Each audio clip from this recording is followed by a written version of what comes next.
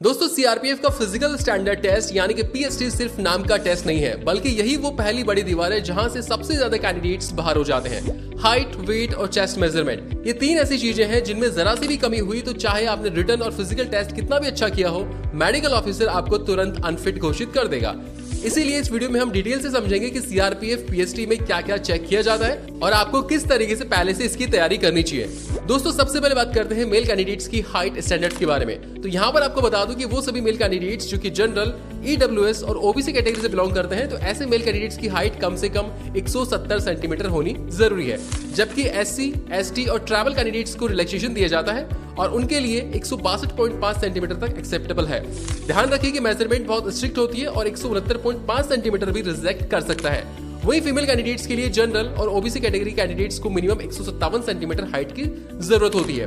और वहीं वो फीमेल कैंडिडेट्स जो कि एससी, एसटी या फिर ट्राइबल कैंडिडेट्स हैं, तो ऐसे फीमेल कैंडिडेट्स को हाइट में छूट भी दी जाती है। ऐसी फीमेल कैंडिडेट्स की हाइट 150 से 155 सेंटीमीटर तक एक्सेप्टेबल हो सकती है। चलिए बात करते हैं चेस्ट मेजरमेंट की, जो कि सिर्फ मेल कैंडिडेट्स के लिए ही लागू होती है। फीमेल के लिए चेस्ट मेजरमेंट नहीं देखा जाता है।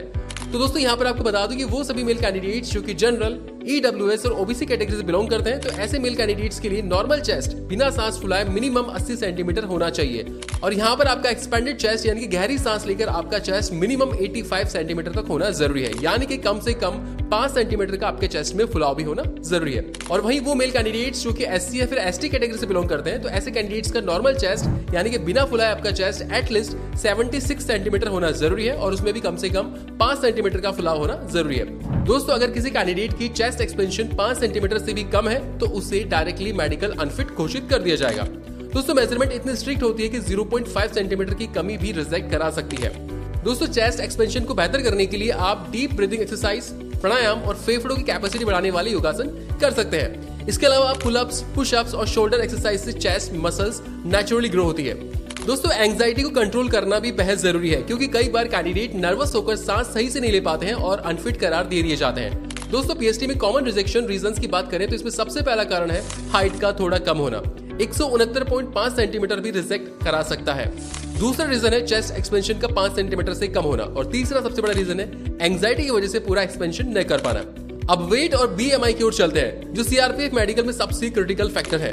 दोस्तों कैंडिडेट का वेट उसकी हाइट के हिसाब से देखा जाता है और इसे बॉडी मास इंडेक्स यानी कि बीएमआई से कैलकुलेट किया जाता है। फॉर एग्जांपल अगर आपकी हाइट 170 सेंटीमीटर है तो आपका वेट 55 से 65 किलो के बीच होना जरूरी है। अगर आपका वेट 75 से 80 किलो तक पहुंच गया है तो उसे ओबेसिटी मानकर रिजेक्ट कर सकते हैं, और अगर आपका वेट 45 किलो या फिर उससे नीचे है तो आपको अंडरवेट बोलकर रिजेक्ट कर दिया जाएगा।